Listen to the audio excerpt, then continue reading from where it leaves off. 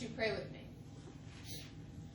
Gracious God, may the words of my mouth, the meditations in our hearts and minds this day be acceptable in your sight, for you are our strength and our Redeemer.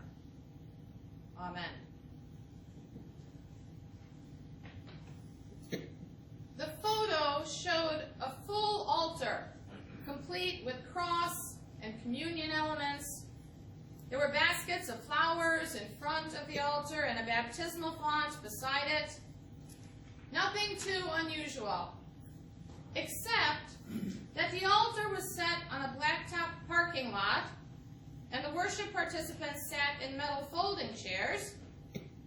The landscape behind the altar was a vast field of leveled buildings set against a blue sky. And a pastor stood in front of the altar, arms uplifted, holding a Bible in her hand. And in a second photo, a man stood in front of it, raising a communion chalice. The photo was taken at Peace Lutheran Church in Joplin, Missouri, at their first worship service after a tornado destroyed their town and their sanctuary.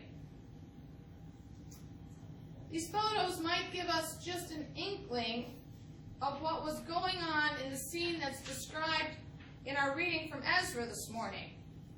So to put this reading in context again, let's recall what's happened in the life of the Israelites.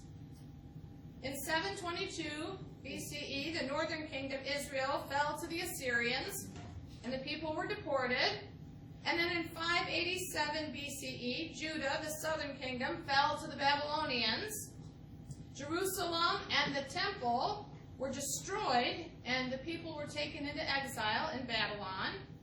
And last Sunday we heard from the prophet Isaiah that almost after 50 years in captivity, the people would be going home.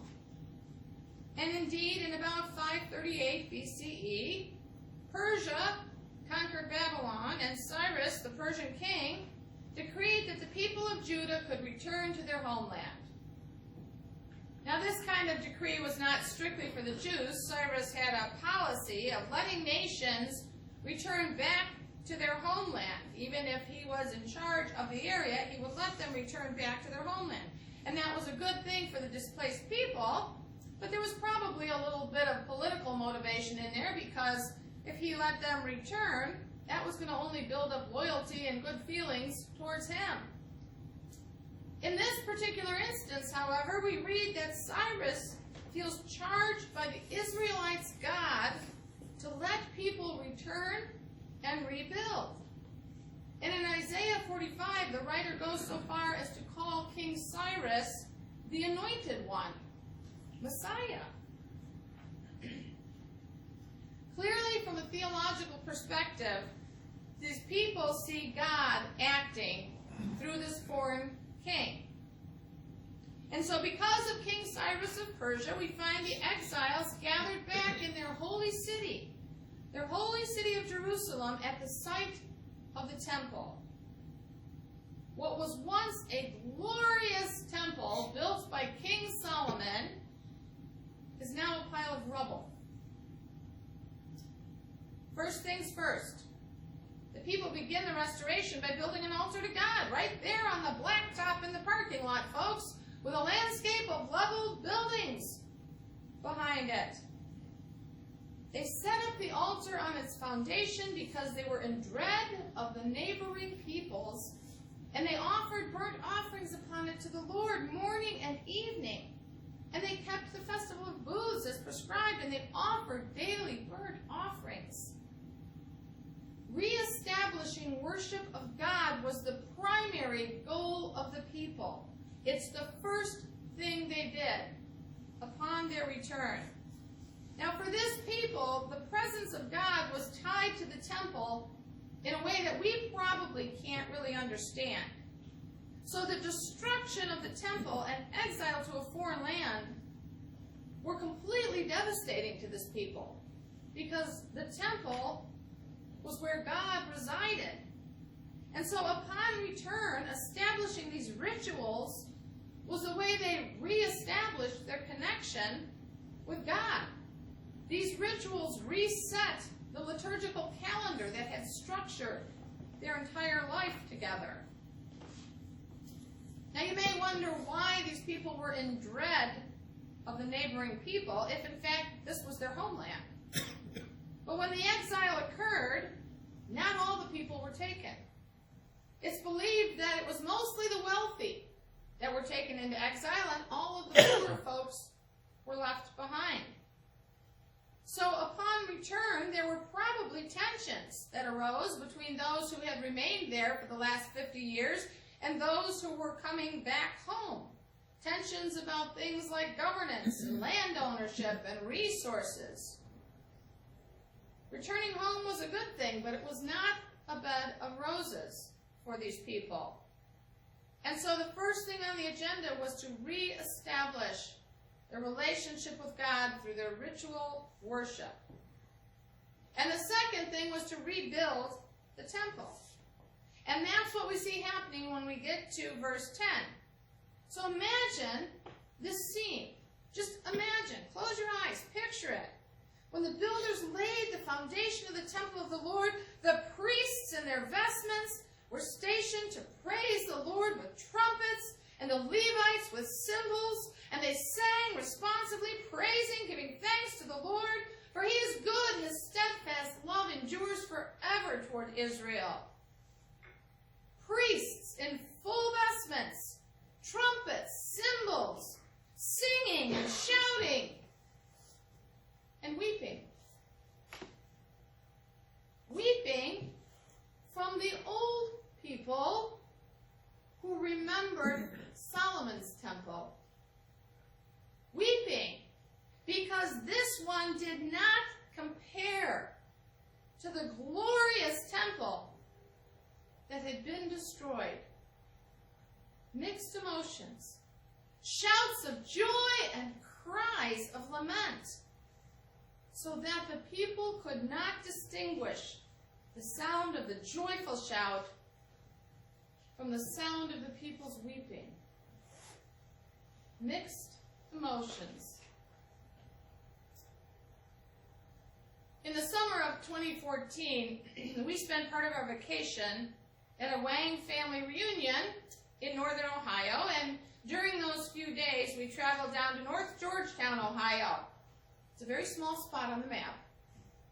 We traveled down there where the house that was the old Wang homestead stood, and we gathered by Emmanuel Lutheran Church in North Georgetown, and we walked up the hill to the cemetery where Aunt Shirley, who has done extensive amount of genealogy work, enlightened us with stories and family relationships. And we then walked over to the house that had been the Wang homestead. Owned by the Wang family since 1860, the house was sold in the mid-1990s when Grandpa Wang died and Grandma moved to assisted living. But all of the cousins who were gathered there that day had fond memories of summers with Grandma and Grandpa in North Georgetown. Now, noticing a large group of people, which is an odd sight in this tiny town, noticing a large group of people gathered near her front lawn, the current owner came out of the house. And she graciously let all of us traipse through her house with no warning. Now, to the dismay of Bob and his cousins, it was greatly in need of repair. But the woman said that she and her husband had plans to renovate. This past October, I happened to see a Facebook post from Bob's cousin Jill, who lives in Alliance, Ohio, which is fairly close to North Georgetown.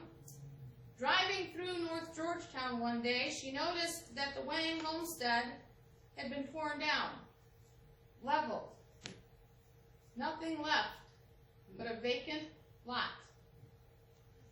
Apparently the previous owners had not been able to renovate, and the damage got to the point where it was beyond feasible repair. And there was great lament amongst the Wang clan over this loss. There was no bringing back the house full of memories. Memories of what once was. What once was glorious. It would never be the same. So the older generation wept, their cries blending with the shouts of joy of the younger generation as they looked forward to rebuilding and restoring the temple. Many of them had never seen the old temple. They'd been born in Babylon. They'd been born in exile. They had heard stories, but they had no first-hand knowledge of the way things had been. Such is the case for several of Bob's great-nieces and nephews. The only way they'll ever come to know about the North Georgetown house is through the stories and pictures.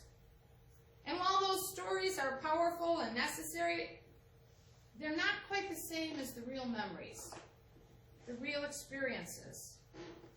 And the vacant lot in North Georgetown will not impact them in the same way as it did their parents and their aunts and their uncles, their grandparents. And this is where we find the Israelites, folks. Some enthused and ready to rebuild, looking to the future, their sights set on what is to come, a vision of the new temple. And some lamenting what once was and what will never be again. The shouts of joy and the cries of lament, all tangled up together. You know what that's like, don't you? That being tangled up somewhere between memory and hope. Some of you feel it intensely at this time of year. The memories that threaten to overwhelm you. Even as life moves on, time moves on, and you know you can't go back. The joy of watching the children and their excitement while your heart breaks because another loved one isn't there. One of the first things I said after my sister died in July of 2016 is Christmas won't be the same this year. It was July, folks. And one of the first thoughts was Christmas won't be the same, and it wasn't. We always hosted, and that year we didn't. People went other places, and God bless my girlfriend who made sure we were at her house on Christmas Day. And there was still laughter and joy and fun, but it was mingled with a sense of sadness, change. And change is hard. We know what it's like. We know what it's like to be the one lamenting when others seem to be shouting in joy and excitement. We find it here. Every week when we gather, some come with joy in their hearts, looking forward with anticipation to things. And some come with heavy hearts, with sadness. Gathering of mixed emotions. And today we light a candle of joy. And some of us feel that joy. But for some, the joy is overshadowed by sadness. But still, we gather. We gather together in this holy place. As I did some reading this week, I was struck by a comment by Michael Chan, who's an Old Testament professor at Luther Seminary in Minneapolis. And writing about this scene in Ezra, as they rebuild the temple, he said this: the Jews in Ezra are trying to determine what it means to live into a new future that God is creating in their midst. But what that future looks like is only beginning to emerge, and with mixed results. The former glory of God's presence and of the temple is lacking in this new iteration of the temple. The future, indeed, would not be the past. What gives continuity to the past, present, and future, however, is the faithfulness of God.